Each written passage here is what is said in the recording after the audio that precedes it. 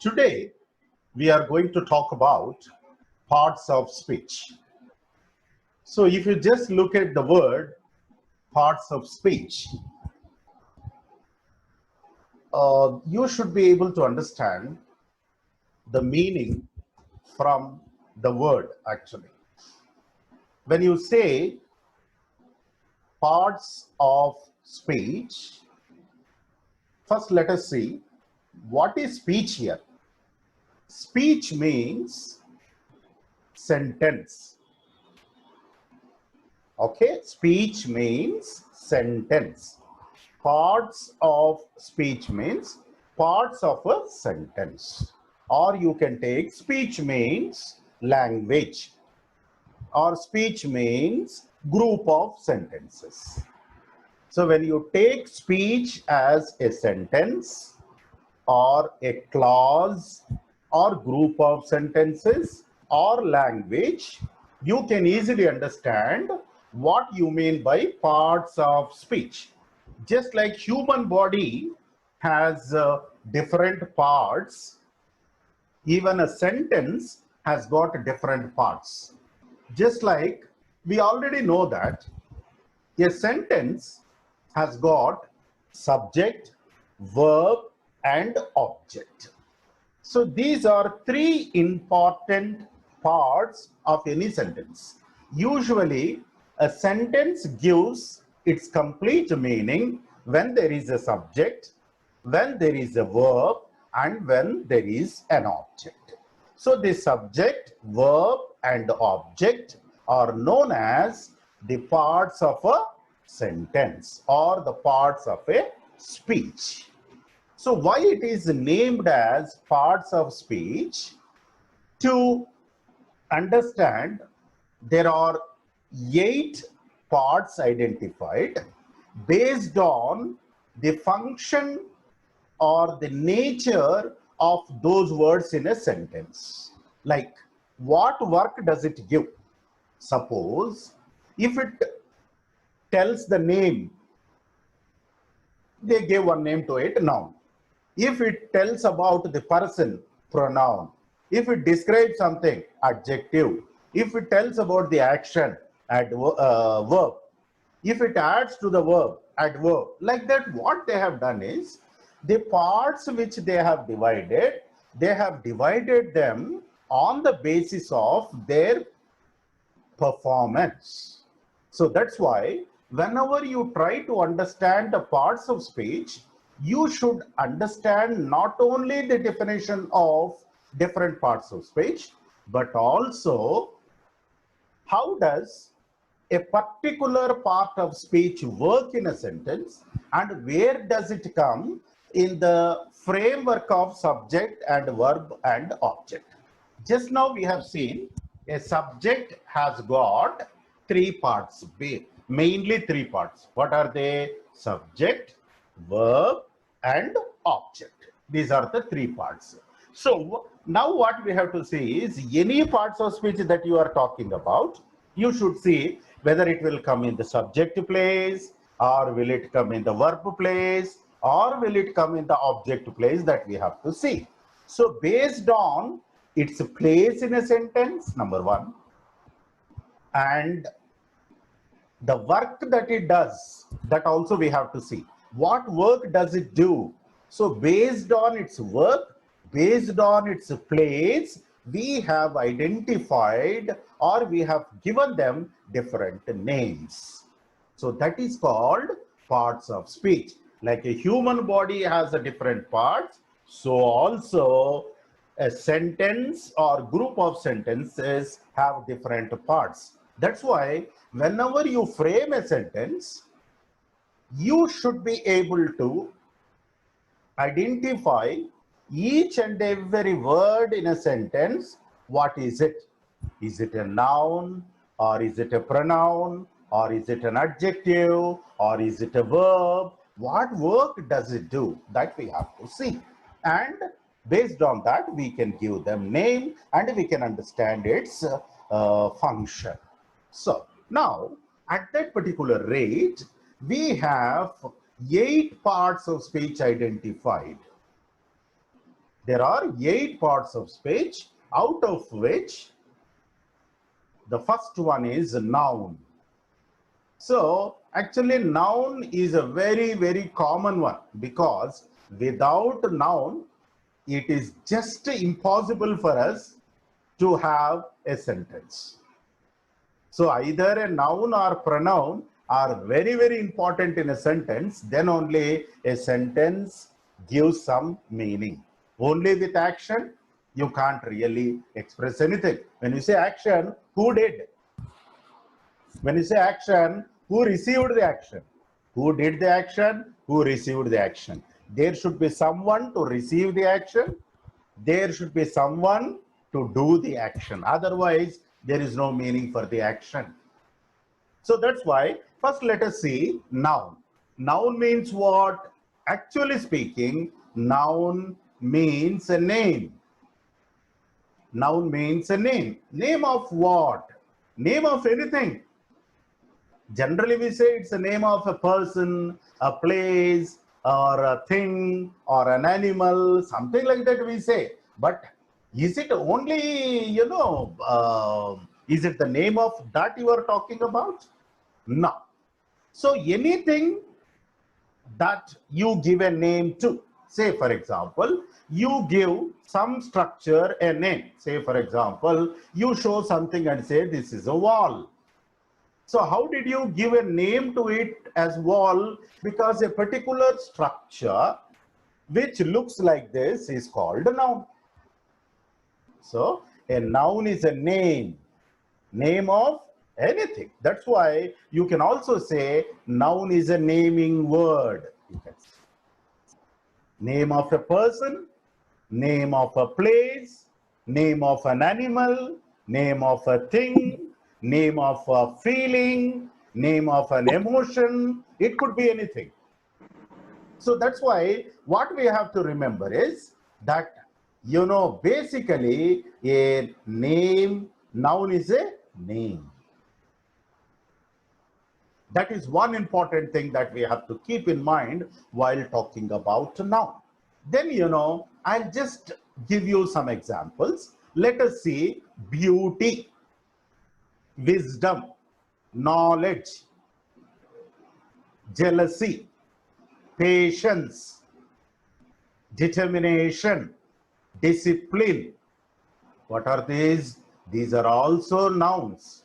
How do you say these are nouns? These are actually the names of the emotions, feelings, ideas, thoughts. So it could be anything. When it refers to the name, you can call it noun. So that's why a noun is always a name of something. If it refers to the name, that is enough. You can identify that as a noun. Then let us see, just knowing the definition of a noun will not help you understand better. If you just know the definition, right from our childhood, 6th class, we are taught what is a noun. Noun is the name of a person, place, thing, animal, etc. What is that we have learned out of it? Nothing. Unless you understand where does the noun come in a sentence. So, if you look at the sentence as a, what I told you, if you just look at the sentence as a, for example, if you look at the sentence as a subject and verb and object, then you will have to see in the subject and object and verb, where does this particular one come? That is very important for you to understand. Say, for example, yes plus V plus O. When you see subject plus verb plus object, so what is the subject? What is the object? So anything that you use in the subject place, anything that you use in the object place is noun. Say, for example, you can just see and understand in the next sentence. I can show you. Radha called Lakshmi. When you see Radha called Lakshmi, here, where is noun? You can easily say Radha is noun. How can you say? Because it is the name of a person. And also, this sentence talks about what Radha did. What Radha did? Radha called. Whom did Radha call? Radha called Lakshmi. Lakshmi is also the name of the person. So Radha is the person, Lakshmi is the person. Radha is the doer, Lakshmi is the receiver.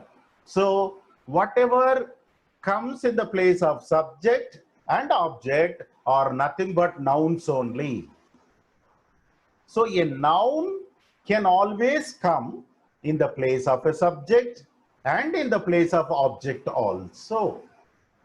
So Radha called Lakshmi. For example, Vasanta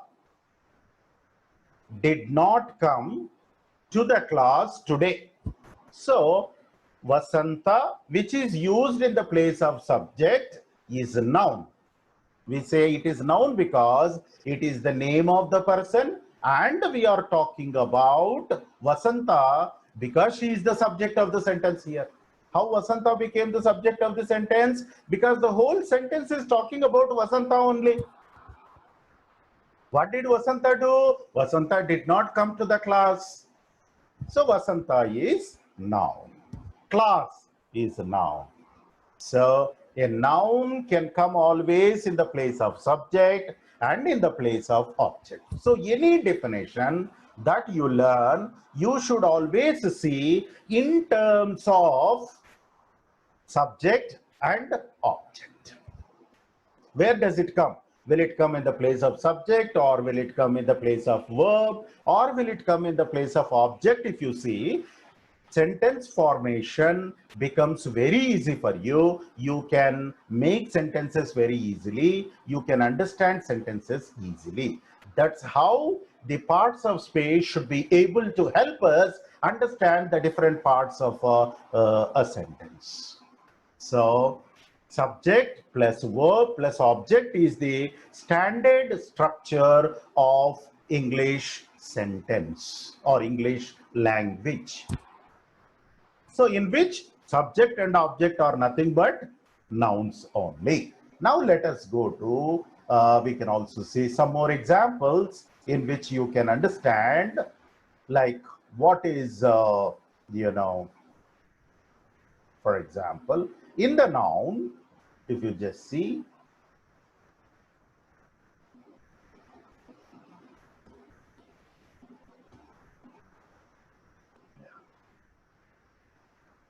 for example, if you see the names here, so noun always comes in the place of subject and also in the place of object. If you see Robert called Rahim, Robert is subject, noun, and Rahim is also, noun, and he is in the object place. He is in the object place because he is a receiver, and Robert is in the subject place because he is a doer. You can see some examples here. Meghana, Hyderabad. Meghana is the name of a person. Hyderabad is name of a place. Chair is name of a thing. Determination, jealousy, discipline, patience. These are the names of the feelings and emotions. So that is basically a noun. And of course, there are different kinds of nouns. Like we have proper noun, common noun, collective noun, material noun, abstract noun, and various other nouns are there. But whatever is the type of the noun, but primarily or basically it refers to the name only. Let us see some collective nouns. For example, team. Team is only one word that you are using for so many people. Team, gang, mob, group, fleet, okay, herd. Mekala Manda, fleet. So anything like bunch of keys, we say. All the keys put together, bunch of keys, bunch of grapes. So you are using one word, army. Army means right from the soldier, right from the commander, commander in chief up to soldier. Army, navy. So like this, you'll be using only one word as a collective noun. So proper nouns, particular.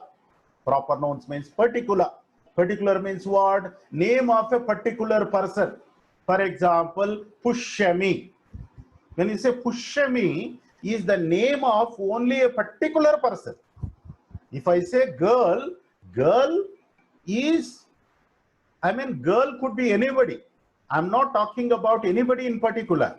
For example, if I say that girl, if I say that girl, which girl I'm talking about is not clear.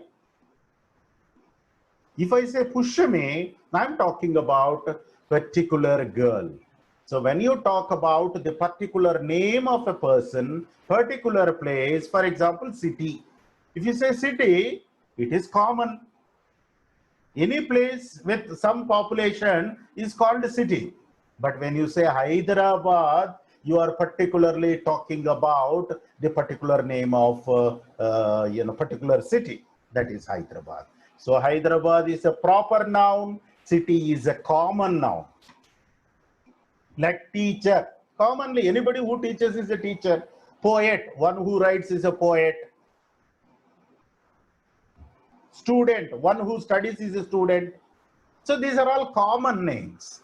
Whereas when you take the names of Vasanta, Srujana, Sivalila, Pushami, when you take the names of the individuals, these are known as proper nouns. So that's how there are different nouns, different names, but all of them, do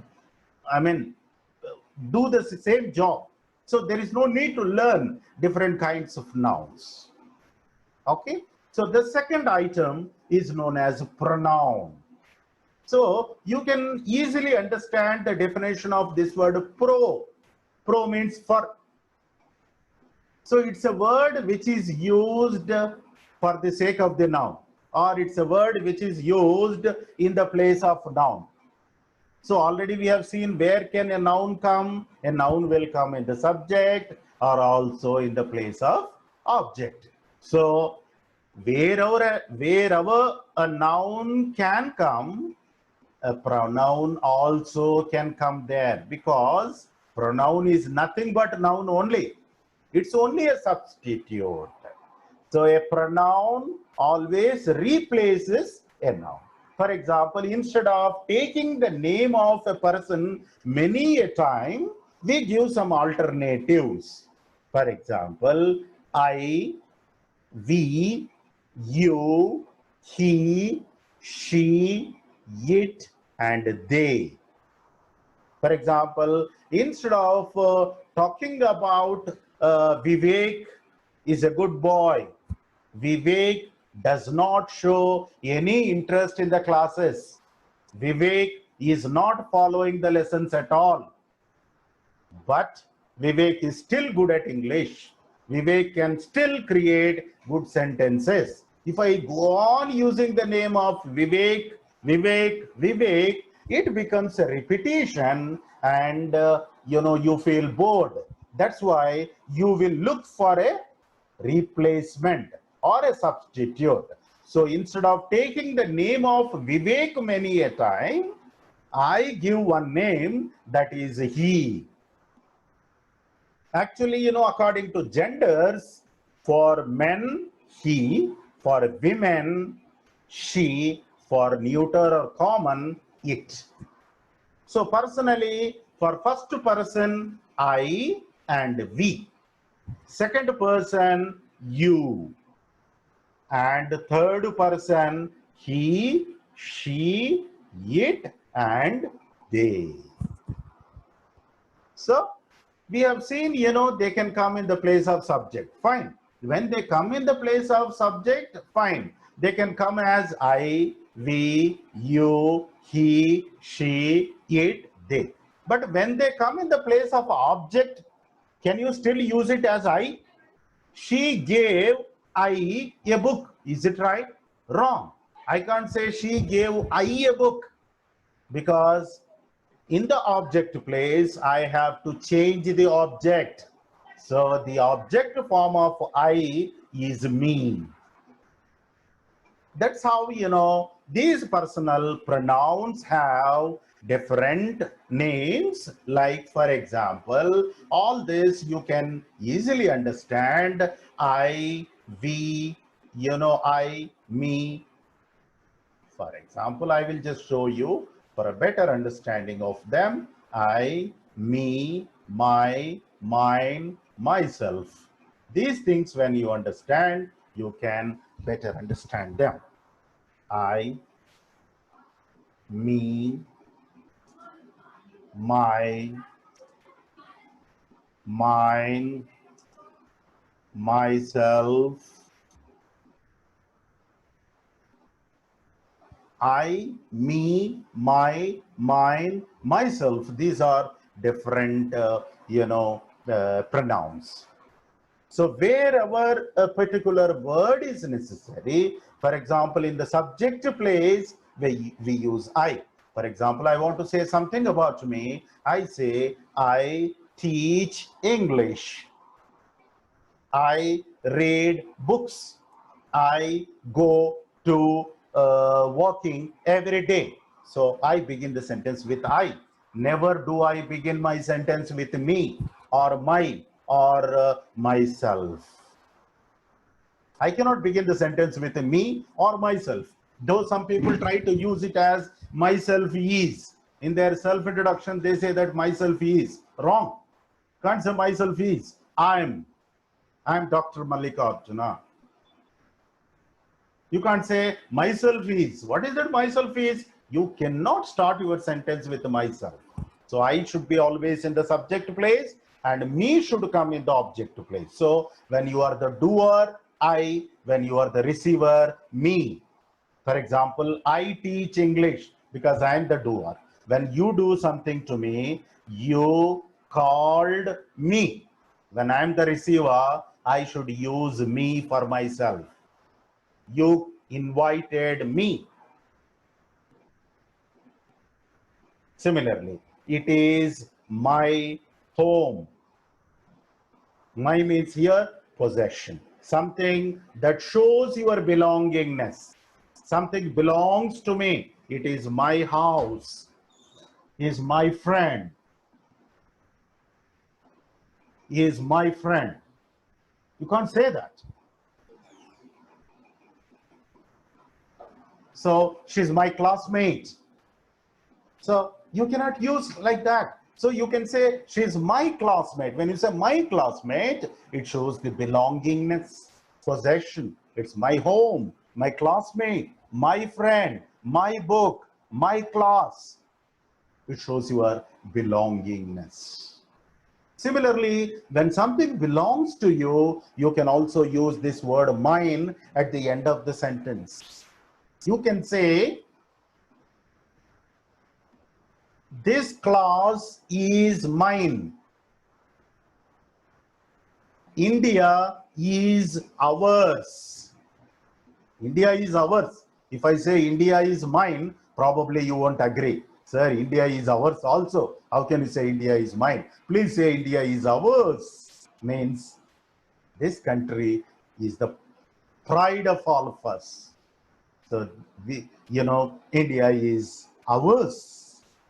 Myself, when you are the doer and the receiver. I did myself. He hurt himself. She killed herself. He hanged himself.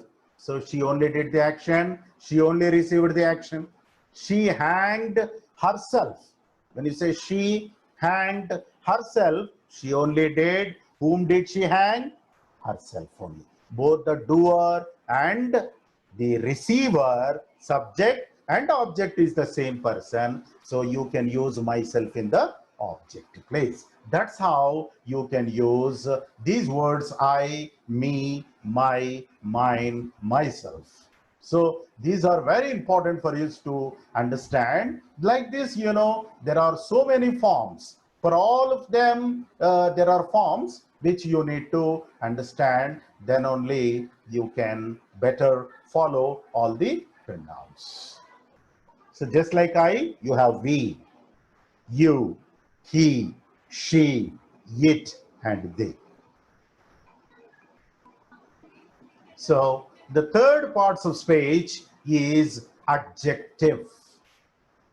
Adjective is a very, very important parts of speech, because most often while speaking we use adjectives. We cannot probably make sentences without adjectives, because whatever you speak in terms of description. Suppose you talk about a situation, an event, a wedding, a friend, a class, a book, a movie, anything, you'll have to describe. Suppose you watch the movie, your friend asks you how is the movie, you'll have to describe. It's a fantastic movie. It's a boring movie. It's an action-packed movie. It's an action thriller. So you are describing. For example, somebody asks you about how's the class. Sir, class is interesting. Class is informative. Class is really educative.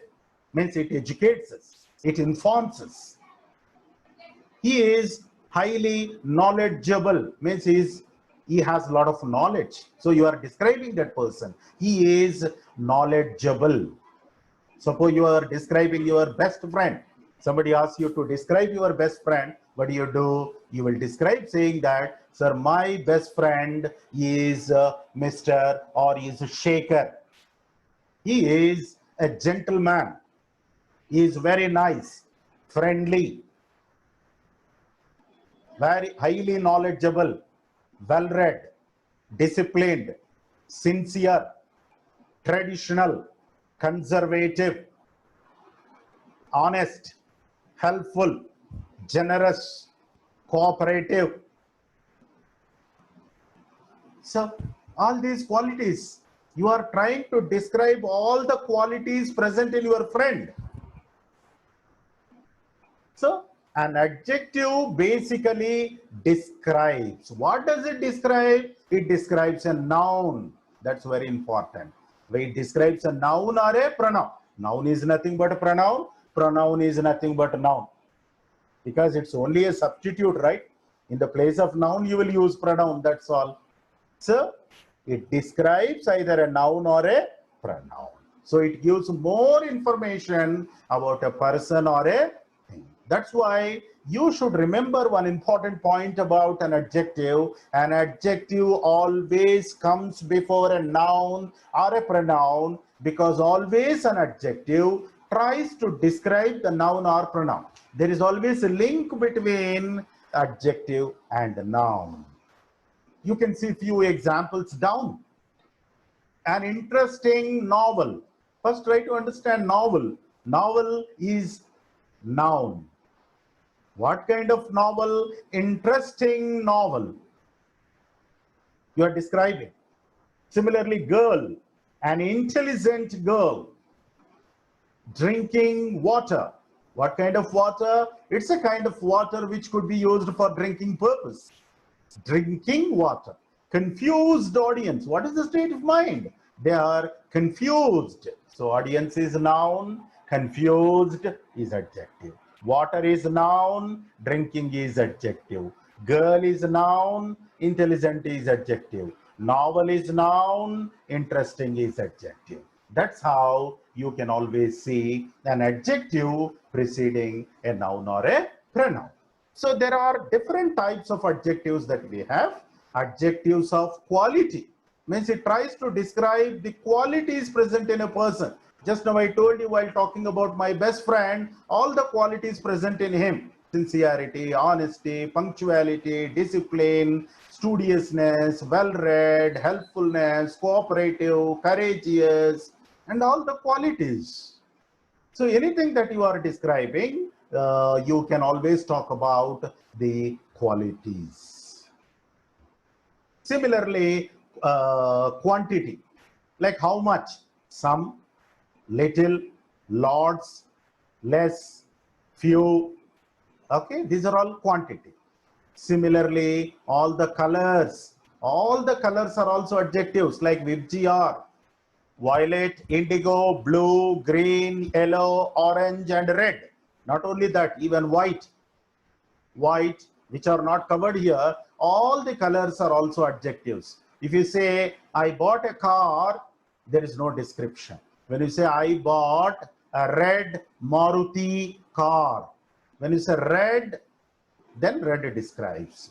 Blue bike color is blue. And all the numbers, cardinal numbers and ordinal numbers, like 1, 2, 3, 4, 5, first, second, third, fourth, fifth, all these are adjectives only. There are 10 students in the class. 10 is adjective, students is noun. First class, class is noun, first is adjective. Similarly, adjectives of size and shape, like all different sizes, shapes, round, square, triangular, rectangular, okay. Similarly, large, small, extra large, medium, these are all size, different sizes, different shapes, all come under adjectives. So now, adjectives of mood. In the adjectives of mood of a person, you can see, like, is he angry, worried, disappointed, jubilant, happy, cheerful, like what is his state of mind? So whenever you try to describe the mood or state of mind of a person, they also come under adjectives. And all the ing forms are also adjectives, like drinking water, drinking is adjective. Swimming costume, swimming is adjective. Okay. Walking stick, walking is adjective. Similarly, ed forms, just now we have seen confused audience, audience are nouns, confused adjectives. Worried man, worried is adjective, man is noun.